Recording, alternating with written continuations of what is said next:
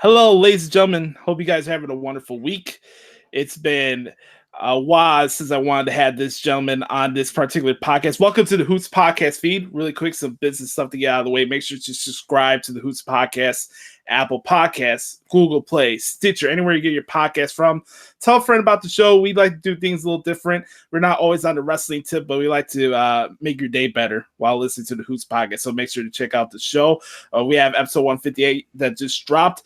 And this podcast, we've been promoting it on social media for the last couple of days. And anybody in the wrestling community, the wrestling podcasting game knows that one of the pillars, at least in my opinion, of the podcasting game is going away, unfortunately. The Rant With Ant Podcast, Who Got Next, the four core, Anthony, MJ, Phil, Issa, three Baricans and an Italian Paisan. It's perfect. You know what I mean? I have a lot of Spanish friends. I'm a Rican too, so we can add that to the mix. This I'm very excited for this. We're going to hit a lot of things when it comes to this podcast. Coming up a week from Saturday is the final edition of Rant With Ant, which you get under all their feeds. Make sure to follow Rant With Ant at Rant With Ant. Anthony Destefano. Finally, it's interesting. This is your last interview. Yep. But it's actually our first interview that I got to interview you. Yeah. Welcome to the Hoots Podcast. Thank you. I love your logo, by the way. Dude, it feels weird. I haven't been in this studio for 3 weeks now, and it feels strange. It's like a bittersweet feeling. Like I'm excited to be on. I'm excited to tell everyone why I'm leaving, because I don't want next week to be about why we're leaving. I'm sure we'll touch on it.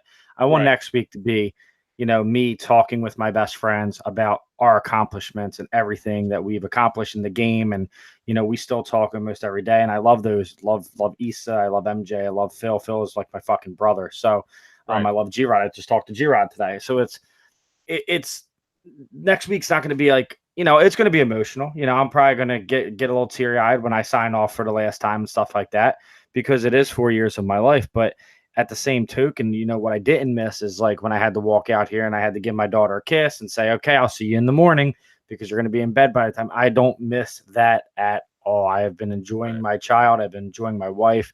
My house is I'm doing everything I can to my house. So I'm taking my creativity and kind of putting it into the house and using that extra time to spend time with my family, which is a bulk of the reason of why I left. But there, we'll get into a lot of shit. Lots and lots of shit. Before we get to the jugular, there's something I want everybody that's listening to this to take away from this, is that we are human beings, even though we're on behind these mics. I got one right here as I'm holding it right now, and has one. He made his own studio for his own brand. Like there's a lot of effort and human elements that we bring to the show that not a lot of people actually pay attention to. And in some weird ways, as podcasts, there's underlining pressure that we have to be a certain way on air to get your attention. But at the same time, we have to be ourselves at the end of the day. Yep. So anybody that's enjoyed the Pipe Bomb that I used to be on the NAI network, or Rant With Ant, or any of all of these shows, especially the Hoots Podcast, we're all ourselves at the end of the day.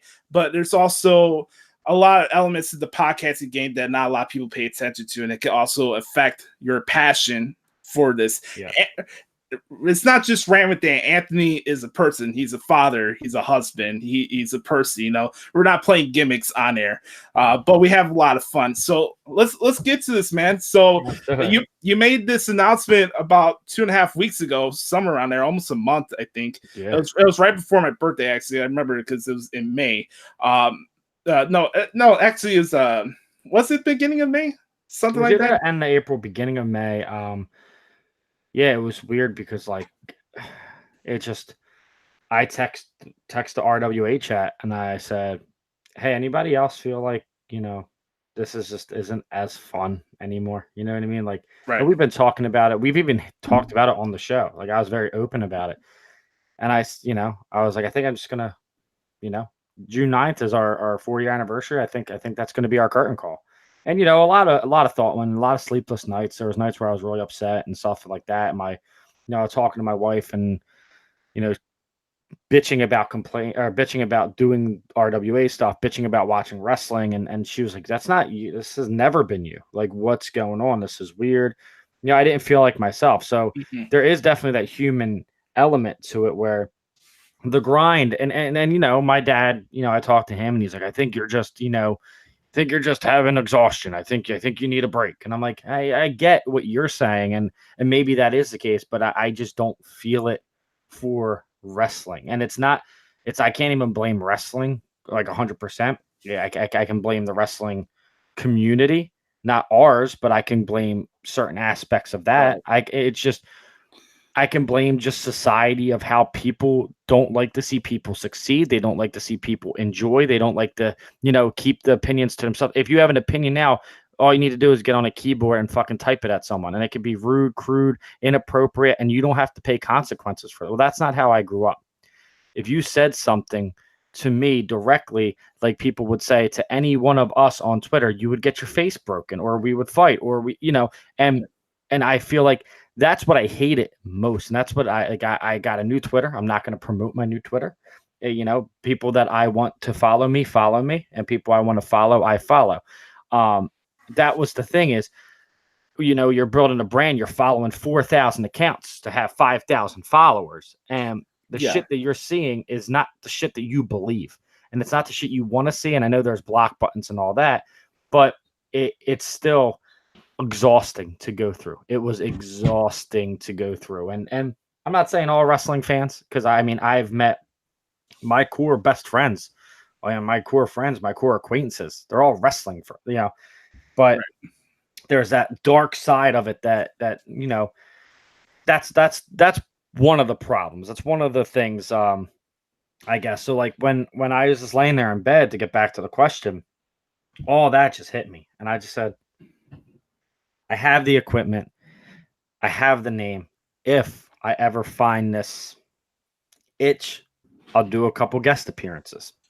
I'll slowly get back into it. But I can say that if I ever do something on my own again, there's a 90% chance it will never be pro wrestling. and you know what's funny is I watched that AEW pay-per-view and I enjoyed it so much. And then I went on my account and I loved it because everyone was just talking. And I went on the Rant With Ant account and I remembered why I left the pro wrestling podcast game, because it just was a giant cesspool of this versus this when it doesn't have to be. And that's what I don't get is for people who get made fun of, our whole wrestling fan, we get all made fun of for watching a fake scripted pro wrestling show. How are you so cruel to each other? I just do not get being cruel to one another. I don't get it. We don't need to add civil war where it's never a war needed in the first place. And that's always been an issue that I've had with the community, just in general. It's just toxic when it doesn't have to be toxic. Okay, you have an opinion on the show. I don't need to say something on Twitter to get you to react to me. I don't have to do that. And here's my fucking thing. And this is, I might be getting ahead of myself a little bit, but I've been thinking. And it was when you're a good person and when you have a good community, New Age Insiders have a great community. Rant With Ant had a great community. They're still doing their thing, but they even had to switch over from a little bit of wrestling and do more of a creative shift where they talk more than just about wrestling. It's about games. It's about pop culture. Yeah. But, they always shed everything in a positive light. And that is something that I did learn from them, is to keep positive. But the problem is the good people over here that are keeping positive, that are trying to make, fans and friends feel welcome. There's other podcasts out there that just focus on the negative and say outlandish shit. They're the ones that are getting the recognition. They're the ones that are getting the sponsors. They're the ones because they have this cult following of negative people. And I was so sick of just trying to be, Mr. Nice Guy, because I care about people, and it's a flaw because I really tried to give everyone the biggest, best show I could every week. But then I see these people who have half the talent that you have, who have half the talent NAI has, who has half the talent Phil, me, Issa, it go Wrestle Addict Radio, half the talent of everyone that I know, and they're the ones that are getting all the articles because they're negative, and that is how they want to grow their brand. That's just not for me. Putting the show to the side for 1 minute, can you talk a little bit about the pressures you put to yourself as far as like promoting the brand and what you wanted it to be to other wrestling fans? Because I know it wasn't just recording a show. It wasn't, I'm coming to the studio and talk. And you know what the thing was? And I think the mental exhaustion came from that. The mental exhaustion of fucking just waking up in the morning and it's, what do I have to do today? What do I have to try? And sometimes I didn't want to be positive. And that's where, again, it's a flaw. I had to, self-awareness is a beautiful thing. And I became very self-aware after the fact that I'm done doing this. You know what I mean? Like I've made myself, I like, this was good. I found the good in everything when really it's like, there is a positive way to talk about negative stuff. Yeah. And I think we did a pretty good job of that, but it was always trying to find the positivity. And I always shied away from arguments. And when people would just say stupid stuff, I wouldn't respond. And because I didn't want to be the guy that you knew as the negative person. I want to be the guy who was welcoming, do this, do that. And I think that was the pressure and exhaustion. That was the base of it, is I had to wake up and be Rant with Ant. And Rant with Ant is not far off from who Anthony Destefano is. I'm a positive person. I'm fun-loving. I love people. I'm outgoing. But you have to turn it to a notch because Anthony Destefano will tell you to go fuck yourself. But as a brand, I couldn't tell people to go fuck themselves. I couldn't. And it was just holding it in. And Phil is the same way as me. If he doesn't like you, he will tell you, go fuck yourself. And he couldn't do that either. We literally we became this ball of energy. And then, I think Patreon is the greatest thing to happen to podcasts, but I also think it's the worst. And I'll explain that later because I want to get into that and the pressures it puts on content creators. And I know it's not, it's not supposed to be, but for people who care about their brand, care about their listeners, and care about their friends, that is something that really weighed heavy on me. And it was a driving force of why I was like, you know what? This is not fun anymore.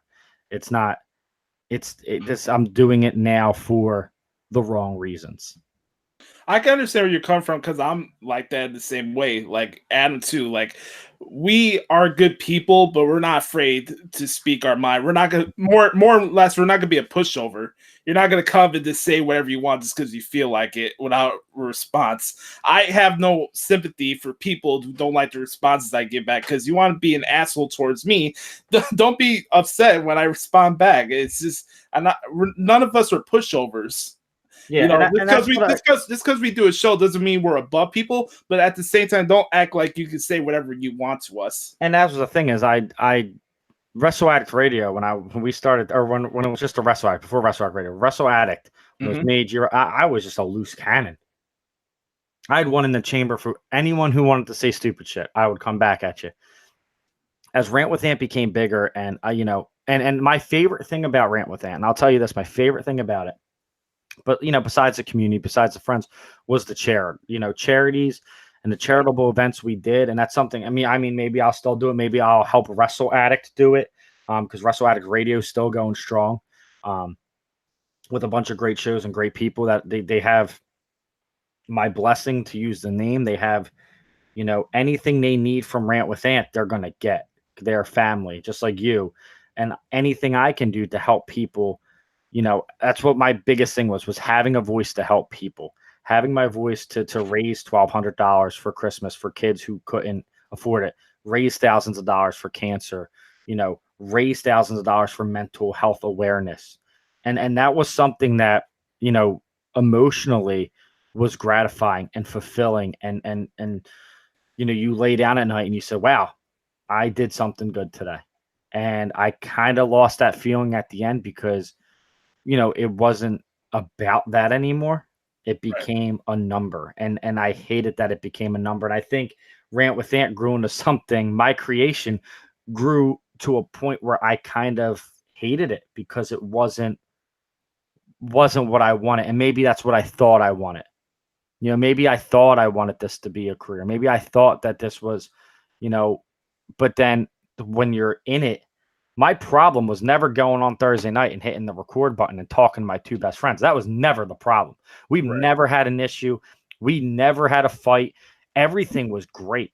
But when you're so far in this brand now that it's make or break time, it's you're teetering. Can we make this a career when we can't? And you're putting that pressure on yourself when you have a family, when you have a career. You know, Issa's working 15-hour days. Phil's working 15-hour days. Phil has Who Got Next. I have Rant With Ant to worry about. We have all this stuff, fiancés, weddings, everything that they have to deal with. And you put it in a fucking pot, it's just a recipe for disaster because it's emotionally taxing. It's emotionally taxing. It's stressful. I mean, I remember Phil and I having conversations about Patreon, like, what the fuck do we have to do to get people to stop? And I know it's a financial thing, but to me, it wasn't about finances. But if you cut back your payment or you cut back or you left, I took it as, fuck, what did we do wrong? What did we do wrong? Because I'm out here, I'm trying really hard. What did we do wrong? And it wasn't for my financial gain. I didn't give a fuck about that. If you pledged $1, I didn't care. You were still invited to the gala. It wasn't about that. It was, I started thinking lesser of the show. I started, well, what can I do? And then at night, my mind's going. And it's driving you fucking insane. It's driving you crazy. Like, what can I do? What can I do? What can I do? And then, like, that's when, you know, the realness of it was right before the gala. I would say March, probably late February, March. That's when I started really feeling the exhaustion. I started feeling like when I was planning the gala, that's when I was just like, man, like this is a lot. And it's a lot for one person. And I don't blame Issa and Phil because they helped me where they could, you know, and Issa got the room. Phil helped however he could. It was just, I put this, and they'll tell you this, I'm guilty of it. I put this pressure on myself to deliver. And that's just not for the gala. That's for Rant With Ant. Deliver, be the best. And I love being the best. I love being competitive. But at the same time, it was exhausting because I'm doing this gala thing and I'm like, this could be it. Like, I'm thinking in my head, I'm doing this gala because I want this gala to be the curtain call. You know, I'm not telling anyone this, but in my head, I'm thinking like, this could be it. This could be it. But then the other half of me goes, just get to the gala. Just get there. And everything will be fine. It's wrestling. It goes through ups and downs. It's wrestling. It's wrestling. And it was wrestling until it wasn't wrestling. Yeah. And then I realized it was 100% me trying to will myself. And the gala was amazing. It was probably one of the best nights of my life. And it was the best send off. But you know, it was just the mindset to get to the gala, get there, everything's going to be okay. Everything's going to be okay. And then it was okay. And then when the gala was ended, it was right back to, I don't know if I want to do this anymore. All right, really quick, so we could backtrack really quick. Yeah. From the beginning stage. When did you start Rant With Ant? Which year did you start Rant With Ant? I mean, it's on its 4th year, so 2015. Okay. June 9th, 2015 was the first episode of Rant With Ant. It's very ironic, obviously, the show being on June 8th, being the last one. Here's my question for you. And we talked a lot about these issues off air, Instagram messages, this and that. I even talked about it when we hanged out in Orlando or in New Orleans and stuff. As a content creator, what like negative trends you started noticing once you started podcasting that it was affecting not only you as a podcast host, but as a wrestling fan? I mean, besides the Twitter thing, because I don't want to beat a dead horse, it's the constant gimmicks. I'm not a fan of being fake. Right. I don't play a fucking character. I'm not a wrestler. I'm not in the biz. I'm nothing like that. I'm Anthony Destefano. And as much as I turned it up I turned Anthony up when I was on air, which not much because Phil will tell you I'm me 100% of the time. But I was, I had a moniker, the King of Talk Style. I was never a gimmick.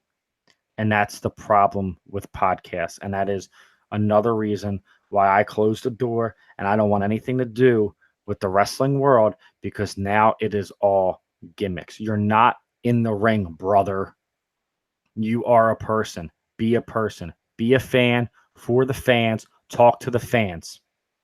I just can't stand this constant gimmicky, I'm going to be a dick, I'm going to do this. And it's not you're not being you. Just be you. And if you're a dick, you're a dick, whatever. CM Punk's a dick. He's one of my favorite wrestlers. He's a dick, whatever. But he'll admit that he's a dick, and it's not a gimmick. Don't play this bad guy. Don't play a role. Just be, and I guess keep wrestling real is a real thing, because when wrestling podcasts became a little fake is when I kind of stopped caring. And that's not a shot at anyone. I mean, here's the thing. I have a show on my network, Kings of the Rings podcast. I love them.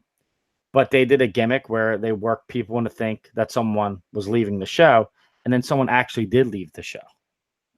And then it's like, well, now it's the work was cool and fun until it became a reality with a different member. And I think that's the problem with doing works. And they're not someone who do gimmicks. And that's not the kind of gimmick I'm talking about. The kind of gimmick I'm talking about is when you sit behind a Twitter and you act like you're this overprivileged asshole, when really you're just a regular person. And why can't people just be people?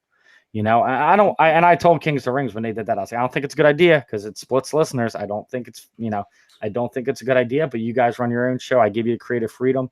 They found a third person now to replace Dave, and it's all hands on deck, and the show's great, and I'm proud of them. But that's just not my style. But that's not the kind of gimmick that I'm talking about. That's kind of a work to kind of get the listeners round up, to draw interest, suspense, stuff like that. I know why they did that. But the gimmicks I'm talking about is, I'm not going to name names. I'm not going to bury people. But there's certain Twitter people who think they're better than everyone when they haven't done anything. And they're just, you have fucking 500 followers. Who are you? What was your general mindset before recording a show? Before you started getting exhausted? I want to know the Anthony before going into a podcast. It was always excitement. It was always excitement. It was this is where I get to talk to my two best friends. This was my mental escape every week. That still is, even when I was totally exhausted and I didn't want to do it anymore. The only thing that kept me going was Phil and Issa. And it wasn't wrestling. It wasn't the podcast. It was I got to do this with Phil and Issa every week. And that was our fucking thing. It was my time to get away from work, get away from family, get away from it all, and just talk to my friends. And that was my favorite thing about our show. It was 100% real. Our relationship, how much we really care. I miss them every day. That's the hardest part of this, is just not, Skyping every single day with them and talking every single day. And we talk, we chat, but when you're doing a show together, there's a lot more conversation. Right. There's a lot more. What are we doing this week? What are we, and that little conversation, what are we doing, turns into something bigger. And it turns into, Phil puts his phone down, 62 text messages later, Issa and I are arguing about Brock Lesnar and stuff like that. It's that's the shit that I miss. And I know we can still do it. We still group text. It's just not as frequent, because it's not that that conversation piece that starts as, oh, we're recording, this is one of the topics, and then it snowballs. There's nothing to get the snowball going. Sometimes it's right. Sometimes it will go, like the Moxley interview definitely got it going a little bit, but besides that, we're so focused on our real life, our careers. Everyone's so deadlocked on their careers and busy that one person might answer, I might see it 5 hours later, and I'm like, fuck. What's the point of answering now? Here's one of my observations when it came to Rant With Ant, and I can attest to this when it comes to my show as well. I feel like general communication when you're talking to somebody face to face and translate it on air, it's different than having a Twitter buddy and then just having conversations on a thread. It's different. I always look at it as reality sets in. Here we are. Here's your best friends. You're hanging out. You're having a general face-to-face conversation. These are people you're talking to even not about wrestling throughout the week. You're talking to them on the phone when you're feeling down or something. These are people you love and that you trust. I knew you had that with Phil and Issa. I know you also had that with G-Rod too. I know how important G-Rod is to you. I want to give a shout out to G-Rod really quick because he played a big part in my time during the NAI network and producing the Pipe Bomb. And G-Rod, I respect his hustle and the work that that guy puts in himself. Not only what he's doing now with the DDP yoga stuff, but just his work ethic in his career too. I love G-Rod. He was a good brother. I wanted you to talk a little bit about your experience with G-Rod because you guys started the show together. This is all started back with Wrestle Addict. Yeah, it's all positive. I mean, I talk to G-Rod still almost every day, and I'm proud of him. He's doing songs for the moment. He's doing Wait a Minute. He's doing DDP yoga, and he's taking control of his life and coming, the Comeback Kids blog, and he's doing so much positive shit. And I'll always be proud of him. We had a great 3-year run, man. We had a fucking phenomenal 3-year run where we took something that was a 10-minute show on Wrestle Addict and got it on the New Age Insiders Network as their flagship show.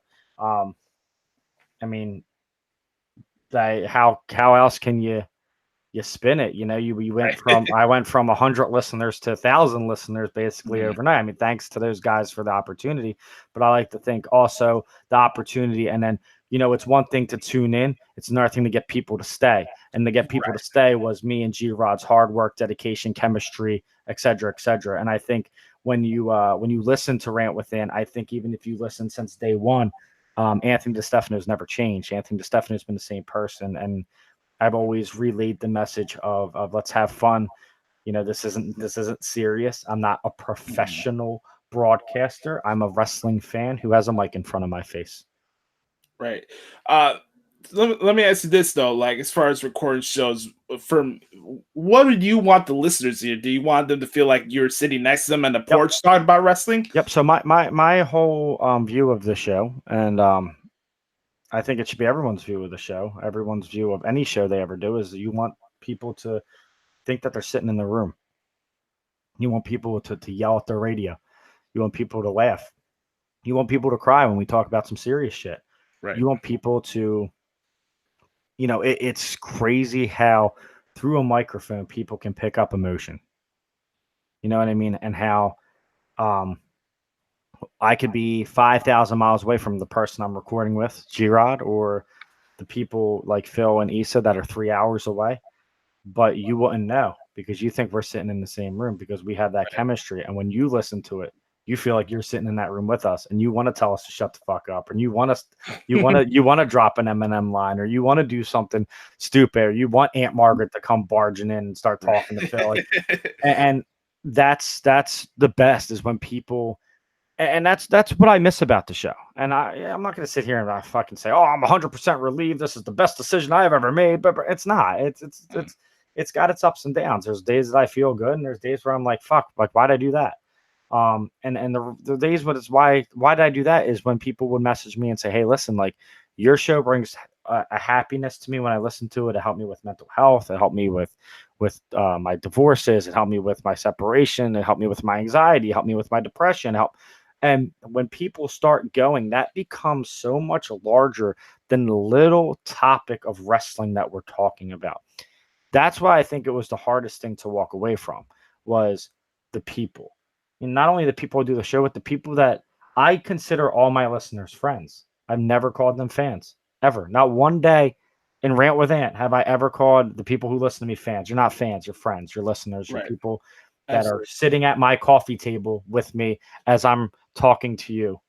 And you're driving your car to work, if that makes sense. But you're literally sitting there having coffee with me, and we're bullshitting about wrestling. Right. And here's the thing, like anytime you listen to a show, I can test this. I always felt like you guys were speaking from the heart.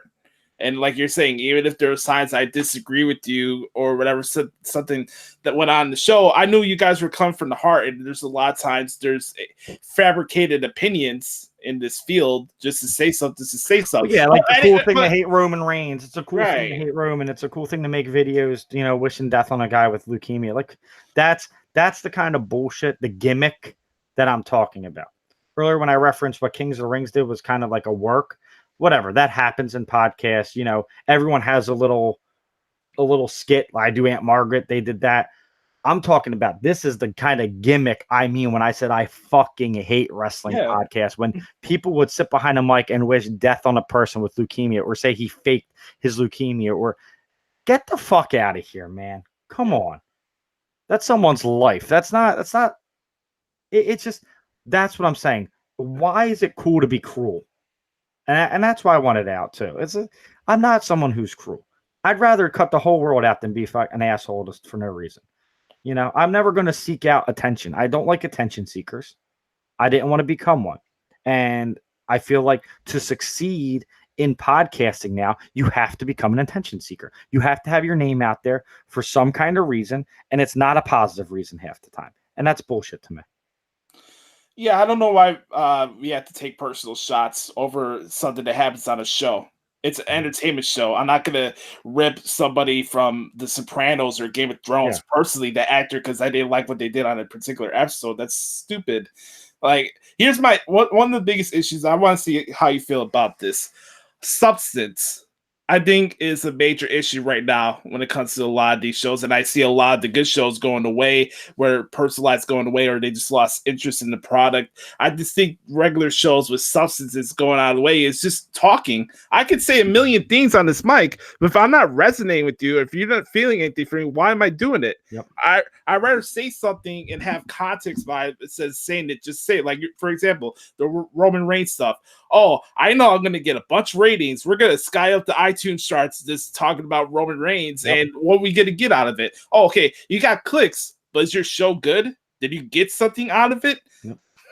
Right. Yeah, so. You get the cult wrestling fans that still think, you know, that one way mind of, you know, thinking is everything's a work. It's still real to me. Damn it, guy. It's not real, guys. It's not. And when they do say it's real, it's real. When they come out and say this is not a work, we're breaking kayfabe, because as much as WWE breaks it, they've never broken it like they did with Roman Reigns. Right. Where he came out and he said, "My name is Joe. I'm actually living with leukemia." That's not a fucking work. Yeah. He's not saying, "Oh, I'm Joe," just so you could cheer me as a babyface. I mean, come on. No, and you know, I just hate that side of the wrestling universe, and that's the problem is sometimes worlds collide, and I didn't want to have to. It's not even competition, because I know I'm better than most of those hosts anyway, and that's not me being cocky. That's just me knowing that I outworked a lot of people to get where we were. Right. I don't want to have to sell my soul to do what I want. Like I said, I started this as a hobby. And then it started becoming something that wasn't a hobby. The brand was great. Being the brand was awesome. You know, that was our moniker. That was our slogan. But eventually it became too brandish. Mm-hmm. It became, I need to get more Patreons. I need to grow my community. It was like this almost, you know, Arya Stark type thinking. I have to kill the queen. I have to kill the queen. Because I wanted to get everyone who was good over to us. Bring all the good people in. Bring them in. You know, open the gates. Let them in. Get out all the negativity. Get out. And then when I saw my numbers start dropping, that's when it's like, well, then what am I doing wrong? Right. And I don't think we did anything wrong. I think it was the loss of interest in the product. Because obviously we lost interest in the product too. But I think I exerted too much energy trying to build it into a career. And I think if I would have stayed the course and maybe, you know, it was always fun. We always had fun. I'm not going to say it wasn't, you know, when we got on the mic, it wasn't the show. It was never the physical show. It was the bullshit that you have to do to grow the show. That's the bullshit that I couldn't do. I couldn't take, because I'm a numbers guy. I work with numbers all day at work, and I'm a salesman. And when numbers go down, I get pissed off. And when my numbers went down, I got pissed off. And then I did everything I could to try to grow that number. Oh, you cared. I cared. I you know, Patreon, that's what I said, and that's where we're going to say it. It is a blessing and it is a curse, because God, our Patreon sent us to StarCast. podcast row. You know what I mean? Our Patreons did that. Our family did that. That's my family. That's my friends. That is the people that I still conversate with to this day. They are my number one supporters, and I love them. And this isn't against them. This is trying to get new ones. This is the ones like, and once they joined the family, it was amazing. But it's, what can I do to keep them? What show do I have to do? What are they looking for? It's that constant, like, what can I do? And sometimes you can't do anything. Financial situations change. People have jobs. People lose jobs. And it's just like, but in your head as a brand, if your numbers aren't going up, that means you're flat. And I think that played a lot into it. And I'm not going to lie and sit here and say, oh, I just think it was the product. I can't blame the product for everything. I think a lot of it might have been me. I think a lot of it could have been our scheduling, with our careers. I'm having another baby girl in September. I'm putting addition on my house. I'm working 80 hours a week. Yeah, I have that pressure on me as well. And then to get home, and something that I used to take as a hobby, something I used to it was my escape. And it still was my escape, but you get to a certain level. You're winning awards now. You're going to manias every year. You're doing live galas. That's when the pressure sets in on that. And that shouldn't have been a pressure ever. That should have been a hobby. But I wanted to make it a career. And that's where I think once I decided that this needed to be a career, or it needed to go away, and I think that's maybe, like I said, maybe I come back to podcasting. I don't know. I love podcasting. I love talking to people. I love doing this. This is something I really generally enjoy. I don't enjoy wrestling podcasting. I don't enjoy half the wrestling community. And I don't enjoy the pressures that my show that got to the level it did was bringing me, my family, my friends, my co-host, who have their own pressures as well. What fun is it if it's not fun? Right. If recording is fun, okay, I could sit there and talk to them and not have to hit a button, and not have to put on a show, and not have to talk about wrestling, and not have to watch wrestling. Right. I could still do that, and nobody would know, and I would still get the same gratification out of it. But when you care about your listeners, and you care about, the people who support you, and you want to give them the best product, and you want to give them everything that you can, and then you just kind of find yourself in checkmate, it's kind of like, all right, well, I've tried it all. Now it's like, it's sink or swim time. And, before I never wanted to be the guy that held on too long. I never wanted to be the guy that's like, oh man, this show's been going on for 8 years, but when did it peak? Oh, it peaked in year 4 when they won the award.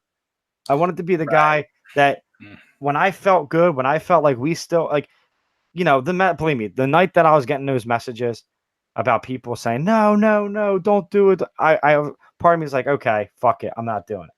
But then it was like, as much as I have to please people, I need to please myself. Yeah. And I'm not a selfish person, but I need to be selfish, because I lost myself somewhere in that podcasting. I've lost my mental stability. I lost, I had a short fuse. I had a quick temper, and it wasn't anything that anyone was doing to me. And it wasn't my listeners, but it was me constantly thinking about the brand. What can I do for Rant With Ant? Well, and the financial gain wasn't that much for me to be putting in the 40 hours a week, 50 hours a week I was on it. And that was the problem, is when it was just Rant With Ant, and we weren't winning awards, and we didn't have a Patreon, and it was just, let's just do it for fun. That was the best. That's what I miss the most. Do I think we could still do it? Yeah. But I think once you get established to a certain extent, people expect certain things. And I always wanted to live up to expectations. I never wanted to slide down. So when I figured everyone's kind of right here with their expectations, everyone's giving me positive feedback, and I just feel this plateau, and I feel like the glass ceiling's there, and I don't have any energy to break through it. That's when I said, all right, it's time to, to quote Dean Ambrose, cash in my chips, walk away. I won. Right. I found my best friends. I found great friends. I found awesome podcasts to listen to. I found, different promotions, different wrestlers. I found everything that I was looking for out of this and more. I've gotten awards. I've gotten to go interview wrestlers. I'm friends with Matt Riddle because of, like, there is awesome things that were accomplished because of this. I won the game. I didn't want to come back as Jordan on the Wizards. You didn't let the game define you, though. Yeah. That's something you could be proud of. Here's my thing. Like, for anybody that does shows like this, there's no point to doing this if you're bringing bad energy to it. I've been doing podcasting for 5.5 years now. And when things were going down with the pipe bomb, I made the choice on my own to leave. And I told Rob the day before. I reached out to other people from the network that I was leaving before that last episode.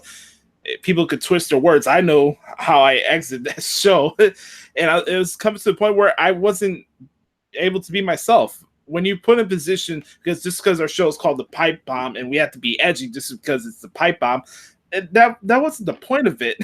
Me and Rob we have dark humor and we talk about waterfalls and we do that for comedy purposes, but I don't consider myself an edgy person just to be an edgy person. That's not you the point. Didn't want a gimmick, and that's what I'm talking about. You didn't want to gimmick. There's difference between working and having characters. Aunt Margaret's a work. That's it's a character. It's not a gimmick. It's not you being edgy for being edgy. It's not you like that guy at Starcast, whatever the fuck his name was, who was who's I'm not even going to mention because he's a fucking nuisance. That that guy's just doing it for clicks, likes, and to get people to react. And that is another thing that I hate about this society. Everything is reactions, and that's not just wrestling. It's Twitter, it's Instagram. Oh, let me show you the best moments of my life so you can feel worse about yours. And we're all guilty of it. I love posting pictures of my kid and this, but I don't give a fuck if anyone likes it. That picture is there for me and people who want to see it. If you want to see it and keep you updated on my family, I love when MJ puts pictures up of her family and Phil puts up pictures with his fiance and Issa puts up pictures with her fiance. I love that because that makes me say, oh, look how cute this is, babe. Look where they went. Look at this. Like that's friendship. That's cool. But now it's not that. It's on Twitter and on Facebook. It's watch me do this so I can get a like. Watch me go to Starcast and be a total douchebag so I can get you. Notice me. I'm over here. Notice. I fucking hate that. I hate attention. Like attention seekers. Notice me. Notice me. I'm over here. Look, I'm going to do stupid shit when positive people and people that are trying to promote a difference in the fucking world are floundering because we pay attention to the dickheads. Right. Let me ask you this. Did you feel at times you were in a box to not say certain things on social media just because you had the brand? Oh, yeah. Yep. I couldn't say certain things and it bothered me. It bothered me because I'm a very outspoken person. I'm not someone who's going to cross boundaries. Like even on my personal Twitter now, if I see something I don't like, I just keep scrolling because I want you to do what I do. If you don't like what I say, don't fucking answer me. Right. But yeah, I think Phil felt that as well. I think you're in this box of, oh, you gotta just, it's bigger than us. It's bigger than you. It's bigger than Anthony. That's like in my head. It's bigger than Anthony. Let that guy be a dickhead. And it's like, and then, it's the devil and the angel. The angel's the brand. Listen, you're doing really good things over here. And the devil's like, fuck this dude up. And it's like both of them are. And you can't speak for me. Right. And that's the thing is like, I never wanted negative attention towards the show because Rant with Ant wasn't just Anthony Destefano. Rant with Ant was Phil. It was Issa. It's Wrestle Addict Radio. It's everyone who associates with Rant with Ant. So if I was a dickhead and I was a piece of shit, that will reflect poorly on who got next and all my friends in this podcasting world. So I always took the high road. The high road is a very long and hard road to take. Right. Let me ask you this. Let's move on to a more positive here. Like, as far as like creating the show and stuff, how much did the weekly shows affect your mood going into recording? Because for me personally, like when I get into ready to record a show, I if there's like a slow week on Raw or SmackDown, I rather talk about the bigger picture of where those feuds are going, as opposed to like, oh, this segment's not gonna break down every segment of the show, yada yada yada. Like, how did you go about that process? The process was, hey, if you can believe this, it was three or four bulletin points. That's what we're going to talk about this week, guys. I was always excited. I was always, like I said earlier, it goes back to nothing could go wrong on Thursday nights because I had Phil and Issa. I had my friends. I had my best friends. That's really all I cared about. I didn't give a fuck if we talked about Bazooka Joe Bubblegum, why the Sandlot, Benny the Jet Rodriguez is an overrated baseball player. I don't care what we talked about, right? I don't care. Adam Banks is the best fucking child athlete of all time. We could have talked about anything. And we literally did. G-Rod, Isif, we always talked about everything, and nothing could affect my mood because I had the people that I cared about and the people that I enjoyed talking to and the people that made me forget about, oh, I had a bad day at work. Oh, me and the wife are fighting. Oh, this financial thing sucks. Oh, I got to do this tomorrow. It all went away. When I hit play and I said, welcome everybody to Rant With Ant, went away. And it didn't matter what we talked about. It didn't matter the topics. It didn't matter if wrestling sucked. It didn't matter if wrestling was great. Every single week that I hit that play button, I was excited. I know, Thursday group text. Can't wait to talk to you guys tonight. Every Thursday. Cannot wait to talk to you guys tonight. Cannot wait to talk to you guys tonight. I can't wait. It's my favorite night of the week. And that is hard. Like my wife has been, and this is a little insight. My wife has literally been keeping me busy on Thursday nights because of the fact that she knows that I have that void. Because it is. The first night I laid in bed and I didn't want to do anything. That first Thursday night I laid there, tears in my eyes, missing it. And I wasn't missing all the negative stuff I'm talking about. I don't want people to think I think negative about everything. I don't.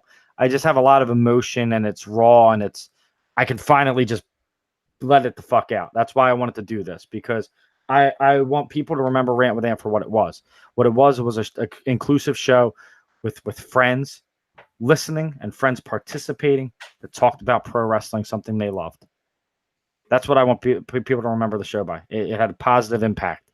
But all the other stuff that goes along with the brand. And I think this is any brand. I think this is any kind of brand. It's not a wrestling brand. It's just once it gets to an established point where it's make or break time, you got to know when it's make or break time. I couldn't hang on and keep dealing with all this pressure and stress and let it affect my marriage, let it affect my career where I actually pay for everything that I need, my house, my cars, my food on the table, heat, air, everything. I can't let it affect that.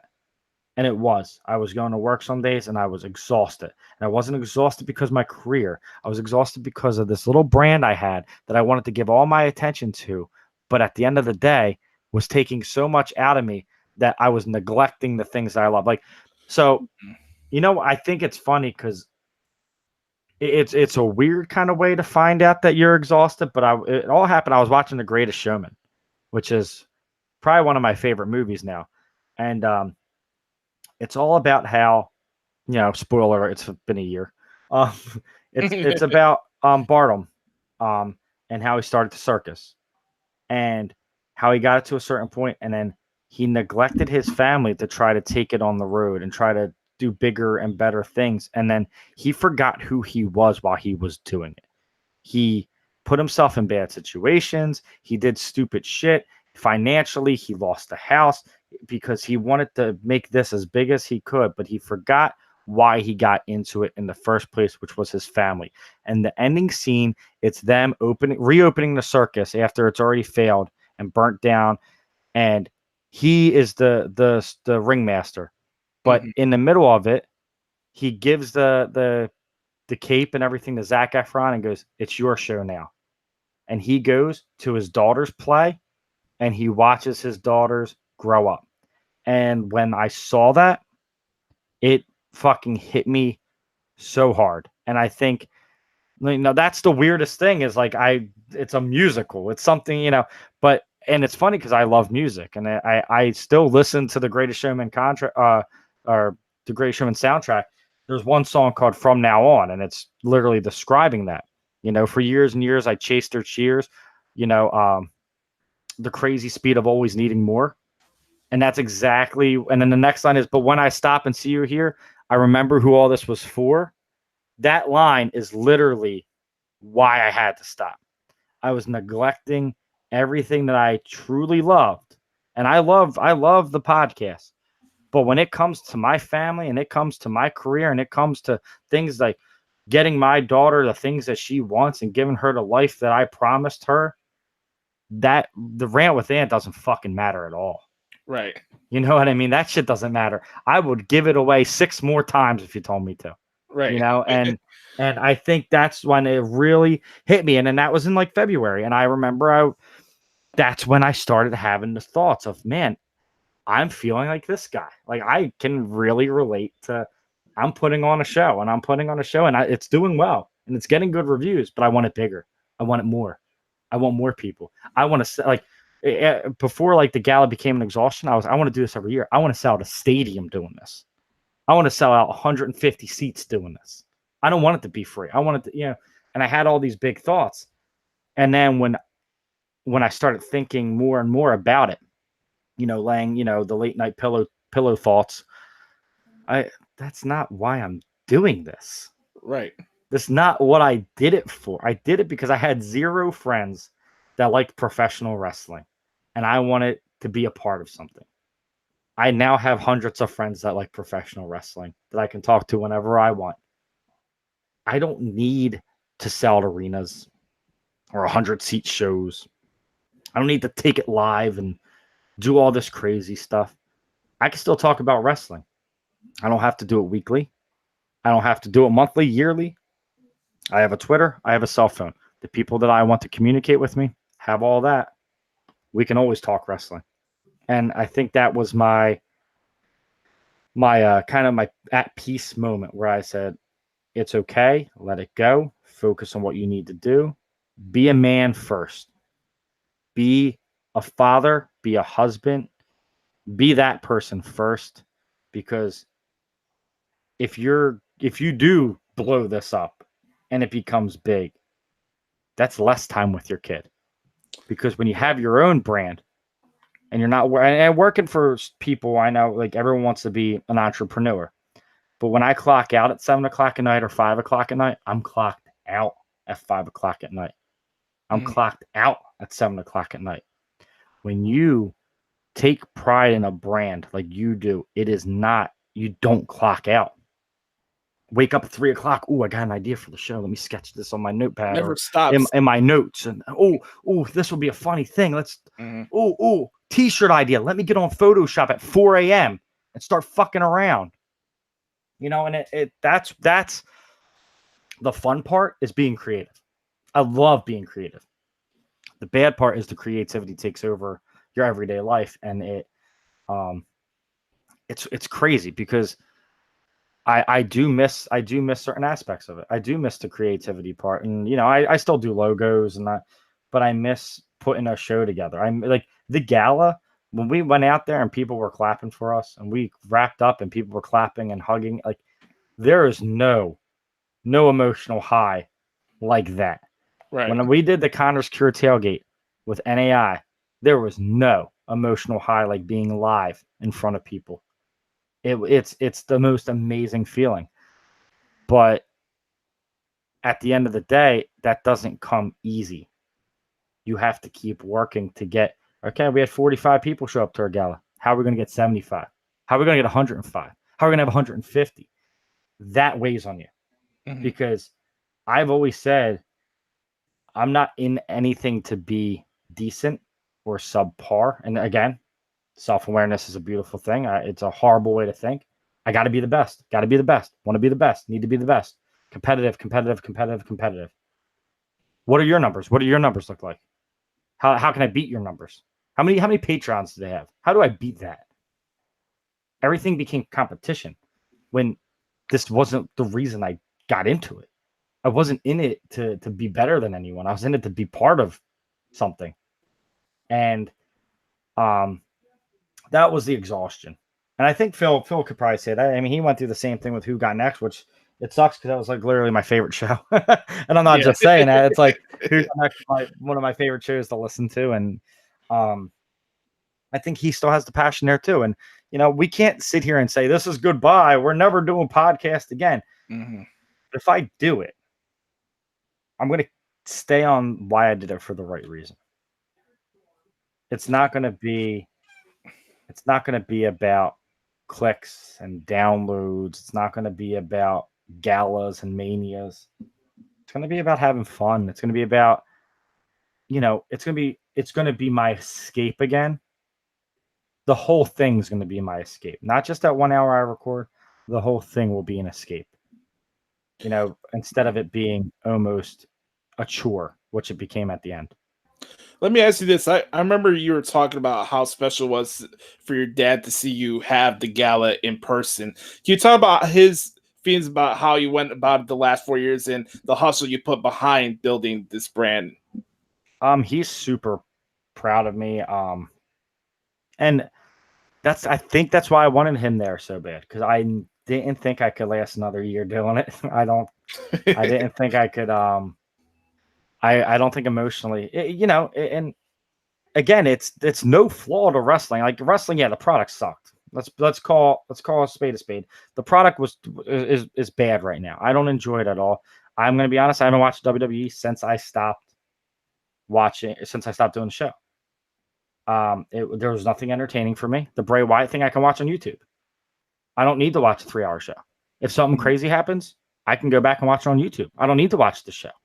But I kind of felt that fatigue, and that's why I wanted him there. And I really wanted my brother to come and my mom to come up, because I kind of felt that. But my dad, over the years, man, he literally has fronted us money. And that's the thing. It became expensive to do this. He's fronted me money. I've paid him back. He built this studio for me, which is now my man cave. I'm not just think I'm going to get rid of all these fucking figures. You're crazy. Oh, I'm still collecting those. I still love doing that. I still love pro wrestling. I love it more now. I don't have to deal with the bullshit, behind it. Mm-hmm. I'm going to have a couch in here. I'm going to have a TV in here. I'm going to have a mini fridge in here. It already has heat, air, cable, everything I need. And this is going to be my man cave. And he built this, and he took it harder than anyone when I told him that Rant with Ant was coming to an end, because he saw how hard, and he saw how much I loved it, and he saw how much I love. He saw people come up to me when we're at live events in Atlantic City and say, "Yeah, hey Ant," and people recognize me, and going to Icons of Wrestling to meet all the wrestlers, get my figures, and people are coming up and talking to me about the show, and he saw that, and to him, he thought that was pretty cool. I won a award. I won an award in the fucking UK. You know what I mean? Like, yeah. Not even this country. I won it in the United Kingdom. So someone's listening to me over there. You know what I mean? And he was really proud of that aspect, and he's proud that I busted my ass. But I think as a man, he sees what I'm doing now. I'm working 60 hours a week. I just picked up a second job that I start next week at nights, serving tables, so my wife doesn't have to go back to work right away after the baby's born. I think as a man, he'll be proud of what I'm about to achieve. I think he's proud of my achievements in this, but I think when he sees the man I'm becoming, because I have this free time, which is crazy to think I have free time and I have 2 jobs now. I think he's going to really understand why I did it. And I think he's going to, that's the way you carry on someone's legacy, right? Is by paving the way for your children the way my father and mother did for me. That's what I want to do. And that again, that is the main reason I'm leaving. And the main reason it's that time, that's 8:00 at night. My daughter's about to go to bed. At 7:50, I come out to the studio. So we put her to bed at 8. I get home at work at 7. I eat dinner real quick, and at 7:30 to 7:50, I have that 20 minutes to see my kid. And then I give her a kiss, and I go, all right, Daddy's got to go to the studio. That is like a dagger through the heart to anyone who has children. It's the worst part, because all I wanted to do for those 13 hours I was at work is see my child. Now I get to see her for 20 minutes. I have to go talk about pro wrestling for an hour and a half. And it was fun, but it takes a toll mentally. It takes a toll emotionally. And it's something that,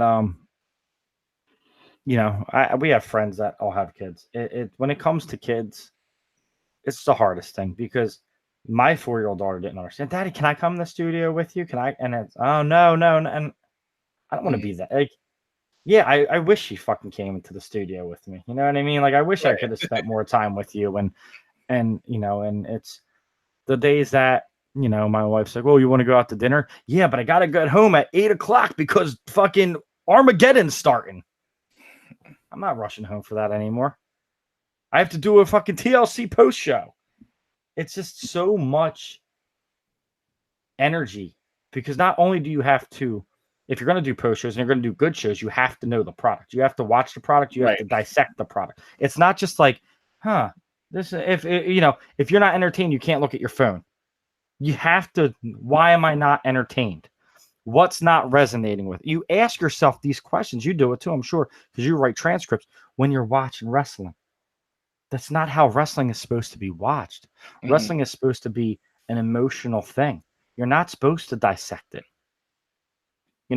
Wrestling's about storytelling. Wrestling's about getting lost in moments. If you're picking every moment apart, what moment's important?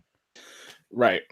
And here's my thing when I started doing like the transcripts and stuff, the more I was transcribing promos instead of trying to figure out the ways they're going to mess up a feud or a storyline that was going on or a new character, I'd ask, okay, where could this go and the positives that could come out of it? For example, once Bray Wyatt started doing this new character, especially the last couple months of transcribing his promos and stuff, it's fun. Like something out of the box. It's something that makes you think and taps into different emotions. And that's the fun part of doing podcasting, where you could put something over and express the fact that you are a wrestling fan. That's how I've always looked at it. Let me ask you this. How much of an impact has Phil and Issa brought to you, not only to the show, but you personally? There is not a harder working person in this universe than Issa. She amazes me every day. She's like building Manhattan from the ground up. It's insane. Issa is someone I kind of look up to as a business person because of how much she's accomplished and what she can do and how smart she is, and her outside the box thinking is something that it's just crazy. And then, as much as she likes to bust balls and she likes to stir the pot, she is the most compassionate person. She is such a beautiful person inside and out, where if I needed something right now and I called Issa, it would be done. Right. And she would go to any lengths to do it. And Issa's amazing. And Phil's my brother. Like, I love that guy so much. Like, literally, I'm getting worked up just thinking about it. Phil is just, honestly, he's like a brother. I have a brother, but he's, it's so weird how similar Phil and I's paths were. And it's weird that you can connect with someone about wrestling. Phil started as a listener and it was all about wrestling. And then when we hung out, it's weird because it's like, holy shit, I feel like I've known this dude my whole life. And our lives kind of mirror each other in certain ways. And we have different interests, but like somehow it brings us together. And we talk about that. We don't like any of the same sports teams. He's not big on sports, but we always find something to talk about. And we're both creative, and we both love, like, when we're two passionate people.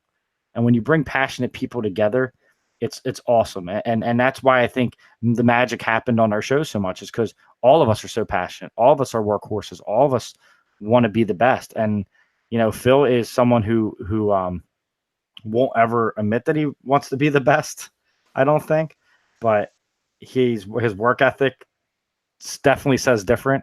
He loves doing what he did, whatever he does, he busts his ass, and he always tries. Like with anything, it's like, hey Phil, he's no, I got it. No, I got you. No, I got you. No, he always wants to do that, and he doesn't like to give himself credit, and I think he needs to. I think Phil is one of the coolest dudes in the world, especially when you get to know him. He's so fucking cool, and it's when you're hanging out with him, you can't help but to laugh and to smile and have such a good time. Like every time I'm with Phil, it's like I'm counting down the hours, like, and it's same with his fiance Brittany. I love her to death. And it's like, oh, fuck, like I have to leave tomorrow. You know what I mean? I go up to New York and I'm like, fuck, I have to leave tomorrow at 6 a.m. Like, I just want to like hang out with them all the time because it's just nothing but positive vibes. And he's dude, he's the best. I love Phil. Phil's the man. I haven't had a chance to like fully like hang out with him in person, but just getting to know him for the last year and a half. Everything you said, I could attest to that. Especially going back and forth with him on Twitter when we make jokes about Sasha, but not maliciously or anything, but just just having fun with it and listening to his shows and how excited he would get over Bianca Belair or how detested he would get with Kona Reeves, and just it was just always fun vibes with Phil. And that's the thing. Phil introduced me into so many other passions. Like, right. I wasn't a Marvel guy. I didn't even watch the movies. I was sports.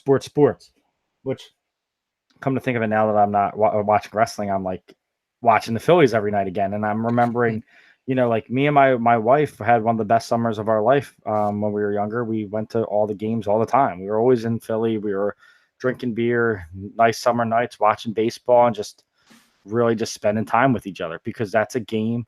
It's not like wrestling where you have to watch everything. I can do this and talk to you and whatever. There's 9 innings. When the ball is hit, I look up, you know what I mean? Or something like that. It's not something you nitpick.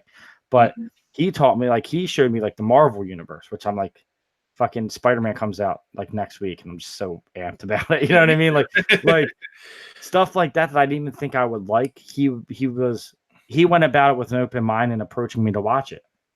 And that stuff, that's also like, he opened my eyes to a lot of things. Now, he like reinvigorated my love for video games. Like I wasn't playing video games and stuff like that. And then I remembered how positive video games could be on your psyche sometimes, where you just, shut everything off, the wife's to bed, kids to bed. I get the controller. It's just me, and I could be anything I want to be. I could be a hockey player. I could be a soldier. I could be a basketball player. I could be a rabbit. Yeah, I could be whatever you could be. Literally, there's a game for everything. I could be a fucking hedgehog. I could, anything I want to be. And I think, that's something else that, though it's weird how, like, I'm still passionate about wrestling. If you still follow me on Twitter and my personal one, I still tweet 70% wrestling because I still love it so much. I might not love what WWE's doing, but I just love it so much, because nothing makes me feel like wrestling feels when it makes me feel that way, if that makes sense. When it's good and it hits me, that's when it's like, I like that Moxley interview and Moxley being back. Like, I can't stop talking about that because that's something that just hits me, But the good thing is, when I don't have to watch it now on Mondays and Tuesdays, I can do other things. I can have a little bit of a different lifestyle than I was. 4 years is a long time to watch Raw and SmackDown every single week. 4 years is a long time to be out in the studio every Thursday. 4 years is a long time. My daughter's 5 years old. So for the majority of her life, all she knows is, oh, daddy has to go record.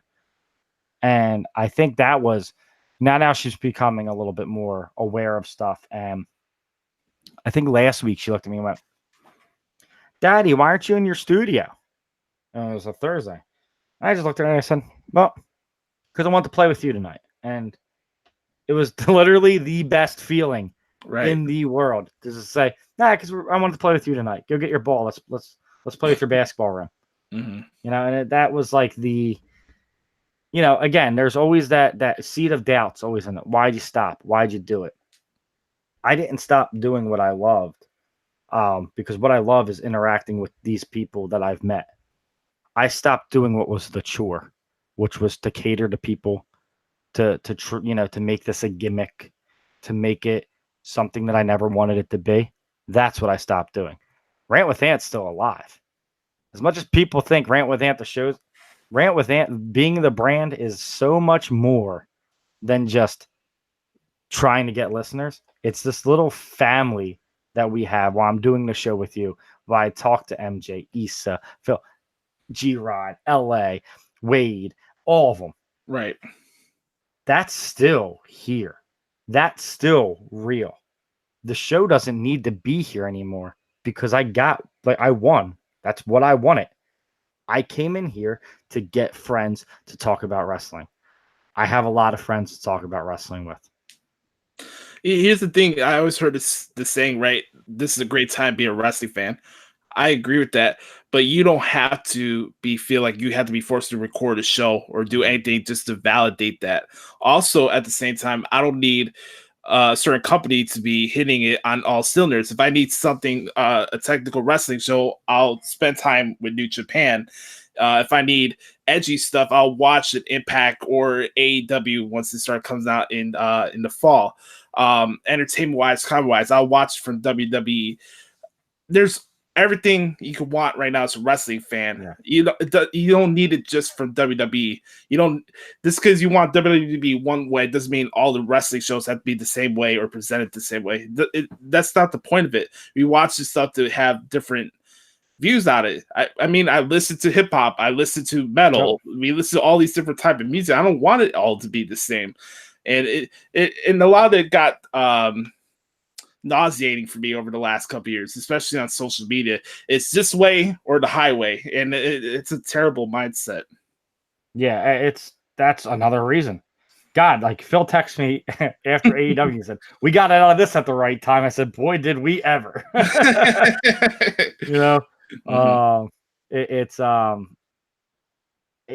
It's music has people like that though. All fandoms. Game of Thrones, like fucking million people want it rewritten. Go to hell. I'm not happy with Brand the Broken, but what the fuck do we know? Like, here's the thing about wrestling fans. 90% of them have never taken a bump. 90% of them have never been on a microphone in front of anyone. 90% of them have never done anything that athletic. Right. But yet they can critique it like they know. You can't critique shit. You can't be a food fucking taster and rating food if you don't eat everything.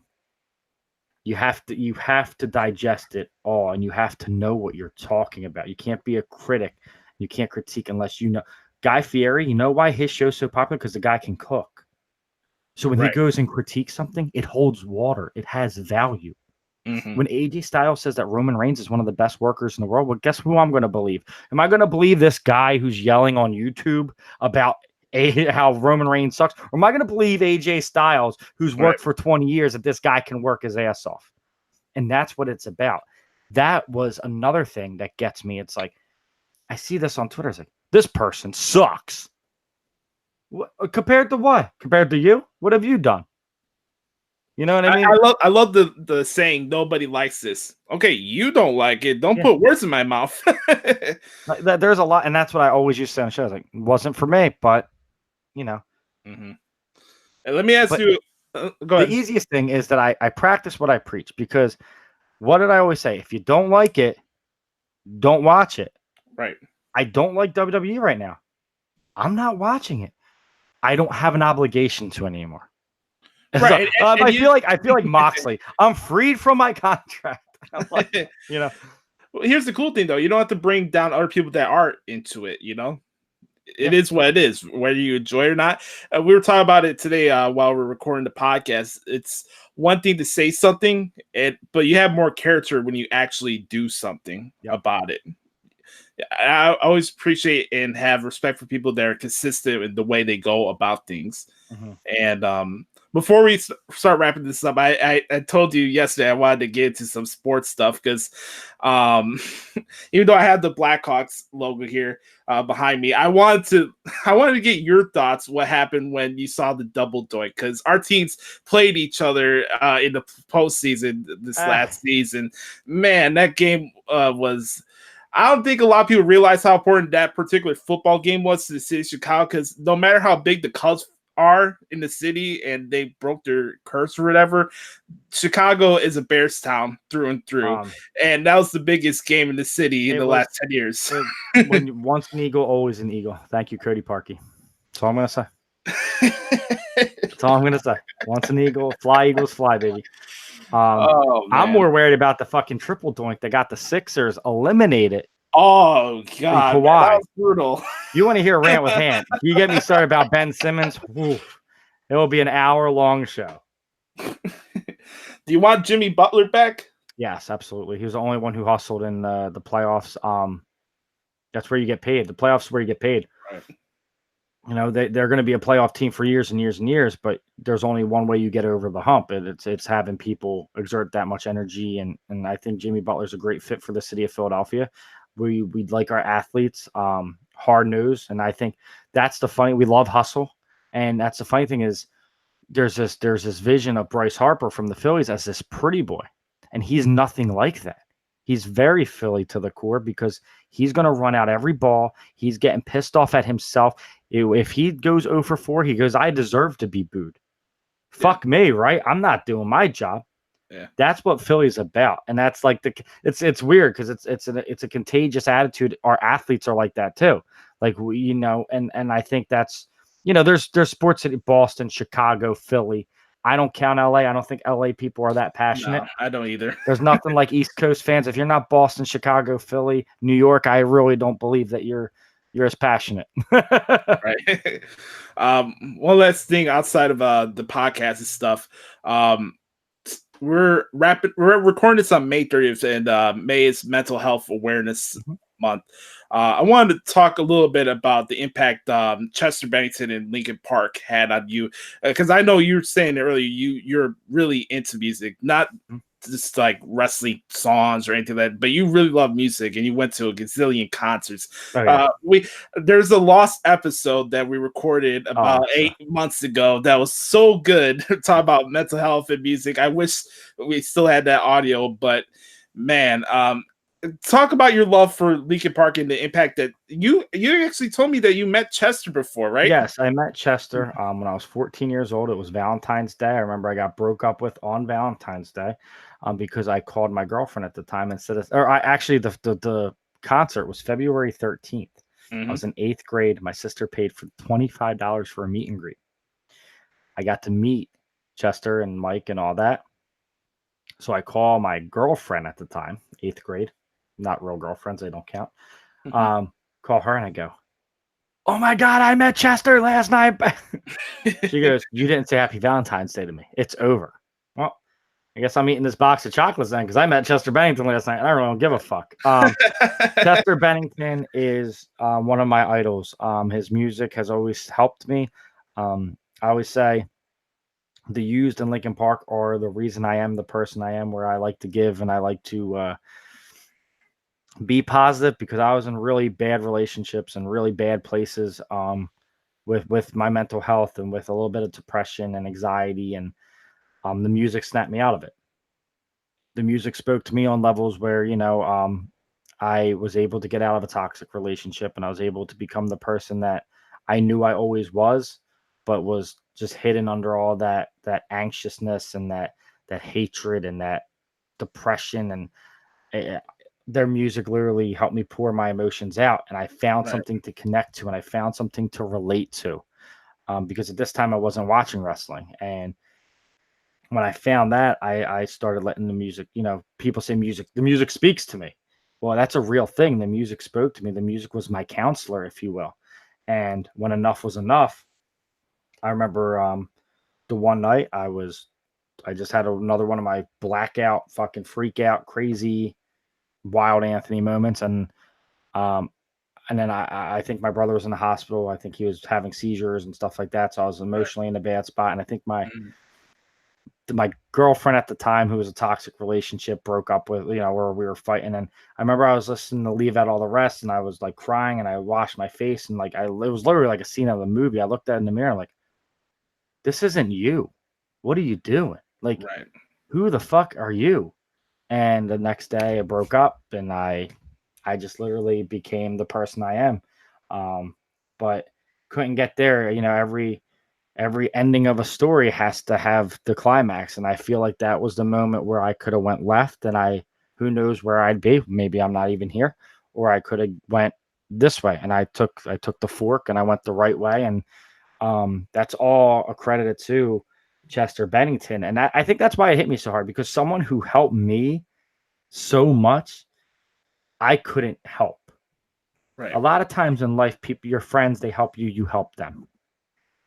But when it's someone like that, like a celebrity, and I always say don't meet your heroes, and that I don't want to say that anymore, because I met Chester and I've met Bert from the Used and I've met Roman Reigns, and they've changed my life in good ways. All of them have inspired me. And when Chester passed, I just felt like almost like a weight on my shoulders, like only if he knew, maybe. And I feel like millions of people felt, but does he know what he did for me? Does he know, like, maybe he can find some solace in that, and that's that was the hardest part. And that's still, I think, the most listened to episode of Rant With Ant ever was our Chester Bennington tribute show. Before one last thing I wanted to bring up here. I know you said you weren't doing this just to have money to say anything like that, but I know how important it was for you when you guys got selected to appear on StarCast. We're just coming off the heels of the second StarCast in Vegas. The last one was here in Chicago. How special was that for you? Given everything that you went through, the fact that you guys took a risk on yourself, you betted on yourself to do your own thing outside the NEI platform. How special was that for you that weekend? It was funny because, like, when we left NEI, that was the thing. I was, and boy, was that a fucking risk. Holy shit! Like, you're looking back, like, why would you do that? But it's a risk that I want. Again, it's the flaw. It's the character. It's the self-awareness. It's, I need to be the best. I don't want to be number 2. I don't want to be Anthony from NAI. I want to be Anthony from Rant With Ant. And I think that was a good thing at the time, because I think once we left, I think NAI focused more on themselves too, instead of the network. And they really started taking it to a new level too. And it wasn't, I mean, let's be real. The first couple months, really rocky terms probably with NAI. But when we got at StarCast and I talked to Liam and Bill, and we just, everything was buried, and we were happy for each other, proud of each other. It was great because I always said NAI set the bar, and I wanted to raise the bar. I wanted to be the bar, and I wanted to, and I feel like if you're, if you keep working towards that, you keep working towards that. And when we got, selected, and here's the thing, they were one of the top 6. They were someone that was picked by Cody. So they still had the bar. But for us to even just be out on our own for 2 months and get that invite, even if we had to pay or whatever it was, you know what I mean? We still got selected. Like, okay, yeah, we've heard of you. You can come here. Like, you do good stuff. To me, that was like, if I left, I wanted to leave NAI to know I could stand on my 2 feet. That Rant With Ant wasn't just people who listened to them that only listened to me because I was their friend. I was NAI's friend. So we got to listen to Anthony, right? It's Anthony. Let's listen to him. I wanted to know that my listeners liked my product, not who I was associated with. And it was nothing personal when I left NAI. I mean, obviously, maybe it wasn't the best way of going about it on both ends. I think we both, can sit down now and say, probably not the smartest way to depart, or the way we, went about it. But, that's part of growing, and they're still doing their show, and they're, like I said, they're killing it. But for me, it was, I need to know I can stand on my feet. I need to know that this brand can be something without a backer that has that kind of following. Because if Rant With Ant is just people who just like me because I'm with them, I don't want Rant With Ant to be. I want Rant With Ant to be because people like my product. They like what I say. Now, did I take a lot of the stuff I learned there? Absolutely. I mean, I think they have a great business model, and I think, I mirrored it in some ways. I tweaked it the way I wanted to tweak it and changed it the way I wanted to change it. And I think, I think any person, if you're in an environment that long, that's what you do. I was with them for almost 2 years. That was the way of life. I took the business practices and I kind of switched them and I made it my own. And, I think that when I got selected to StarCast, that was like, okay, there's a start. Then I got nominated for an award. Okay, you're doing it. Then I won an award. Okay, you're pretty damn good at what you're doing, right.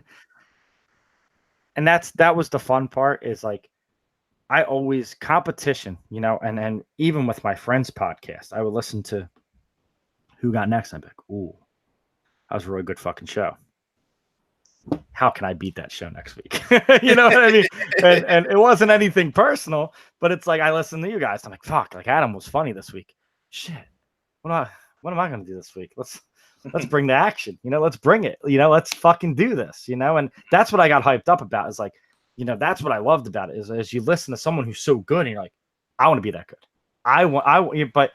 But it's also a flaw. So what's a gift is a curse, in my opinion, because the gift is that drives you. The curse is it can drive you insane.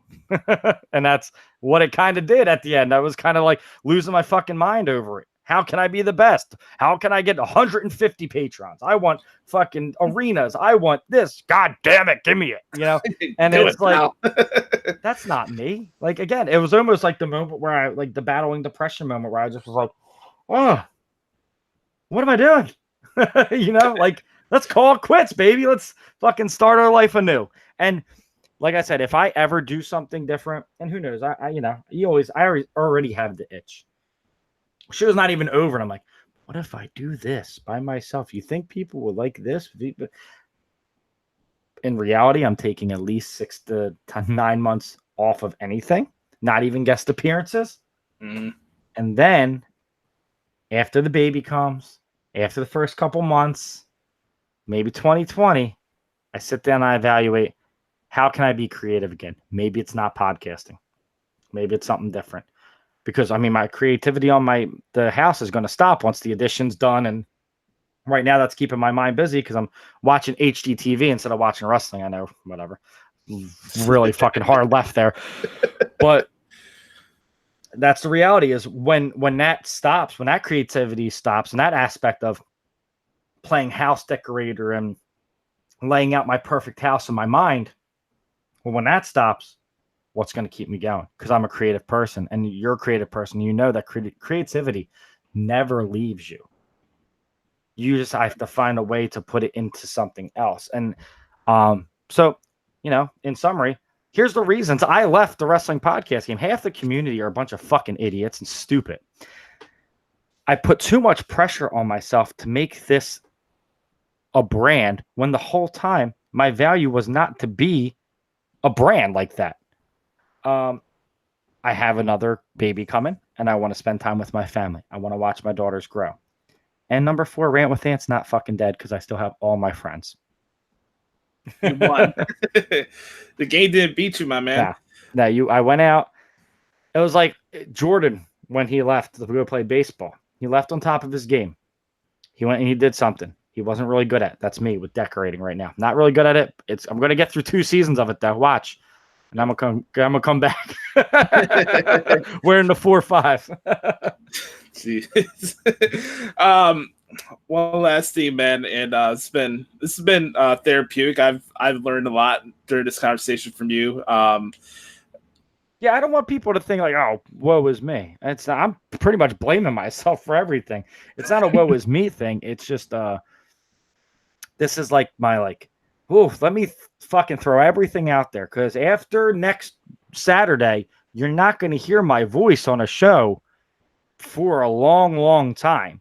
So I want to let people know what I'm feeling when I'm feeling it, because if I did this interview in 3 months, or if I did this interview in 6 months, it's not going to hold the emotional value of what I'm feeling right now. I'm still in it. I'm still preparing that last show, and I cannot wait. I didn't even listen to the audio submissions. Phil's doing that. When I'm listening to them right before we go on air.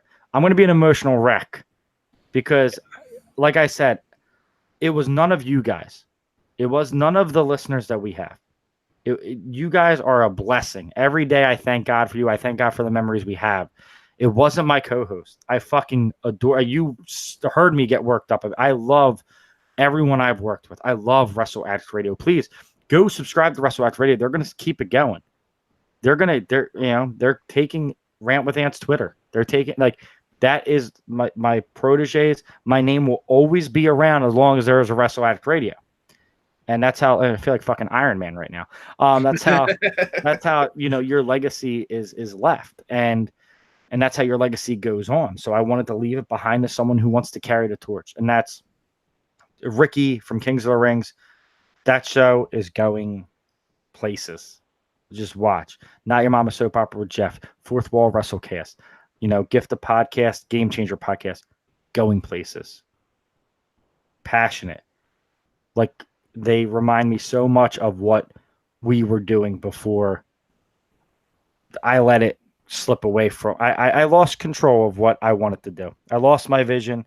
I almost lost family over stupid shit and the way I handled stuff. I had to. I mean, I wasn't that bad. I wouldn't say I was going to lose my family, but I felt like I was losing moments with my family. It wasn't like, my wife wasn't like, I'm going to divorce. My wife was shocked when I told her. But I was losing my family as in I was losing moments. I missed, I think I missed my daughter's first steps maybe because I was recording. I think, there's times where it's like, Thursday nights, my wife would go to the boardwalk, and I'm getting all these videos of my daughter on the ride. And my daughter's your daughter's 3 and 4 years old one time. That's moments I don't want to see through an iPhone. That's moments I want to fucking witness. That's moments I want to hug her and tell her good job. And that's what I talk like when I said, I almost lost family. No, I lost moments with my family. I lost a lot of time I couldn't get back with my daughter Ella, and I refused to let that happen with my next daughter coming, so I can watch them both grow. I can go to their dance. I can do everything that I want to do with no obligations. No Thursday at 8. I gotta be home. Gotta be home Thursday at 8. Up work. You're fuck that. I gotta be home at 8. No, it was time to line up things in order of importance and get your priorities in check, and that's what I did. We're 9 days away from the final episode of Rant With Ant, and it's nothing like anything. You're not dying or anything, so we don't have to make anything weird like that. But here's the thing: I feel bad for the game in general because I knew how good this show and what it represented. More than just talking about wrestling, it was a bond between brothers and sisters and talking about things that we cared about, but also having fun and bringing the best out of each other through the process. And as you're stepping away from this, what is the main thing you want to take away from it, positively or negatively? That what you just said, that has nothing to do with the show. It might have been because of the show. We don't need the show to do that anymore. Right. I can enjoy being a wrestling fan again. I can enjoy the interactions with people that I want to interact with. I can block out all the negativity, or I could tell people to go fuck themselves. Right. And either way, at the end of the night, I'm going to bed happy. And that's what I want to take with me is, Rant with Ant was an amazing experience. It's something I'll tell my grandkids about. I mean, I have it tattooed on my arm. It's something, it took me places with people that I'll never forget. And it's something that I'd never want to forget. It's not a black eye on my life. It is a shining gold medal. It's a medal that I'll wear around my neck. It's something that I'll cherish every night. It's something I'll think about probably every single night because I still think about it. I thank God every day for the people I met through this because these people have saved my life. These people have molded me into the person that I am, the father, the worker, everything has been because of what this experience has given me. So there's no negativity. The negativity of it is now out of the equation. The sleepless nights, the anxiety to perform, it's all out of the equation. It's gone now. The positive is I still have everyone. I still have the community. The community met through a show. The community is not defined by a show. That's what I want people to know before the final episode.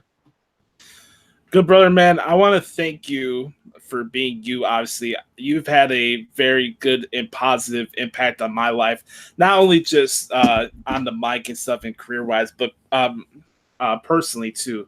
We've talked a lot. I've called you on the phone while you were on your way home from work. Like, I consider you a brother, a big brother, man. Hell yeah. You're the man. I've always had your back through this process. Even when you left NAI, I always have your back no matter what. And I'm speaking from the heart, man. So I want to thank you. Appreciate that. And this is why I wanted to give you this interview. You know, I wanted to give people that, you know, made an impact on me stuff on the way out. I wanted to go out on my back, if you will. If you will, baby, go out on your back when you're riding down the boulevard with Sapphire. So I gave the Wrestle Addict Radio, I'm giving them the Twitter. I'm giving them the Rant With Ant feed. I'm giving them control of anything they need. I'll still be there to help them market, and I'll give them advice. I'm not fucking doing the marketing thing ever again. And a little with you, I'll do the same. Advice on growing the brand. You know, our friendship comes first. But I wanted to give you this interview. I wanted to give you this show because I know the text messages of why have been coming, and the messages of, well, why did you do it? Well, why did you? That was 100 messages of why. Well, here's 100 listeners of getting that explanation. In the business, they say, I'll see you down the road. Yeah. And I'll definitely see you down the road, Oos. Be good, man. Thanks, brother. Thank you guys so much for checking out this special edition of the Hoots Podcast. You find it on our feed. Make sure to check out the final edition of Rant With Ant. Anthony, Issa, and Phil. And maybe G-Rod. And maybe G-Rod. G-Rod's trying to get on it. So, like, I put the invite out. If he doesn't work, G-Rod will be there. I'll have all 4 members. I'm very excited for this, man. I'm excited for your future, man. More than anything, I know how excited you are to bring another wonderful daughter to this world. You're already a great father, and just keep being you, man. I'll see you down the road. Thank you for coming on the podcast again. Love you, brother. All right, thank you guys. We'll talk to you guys down the road.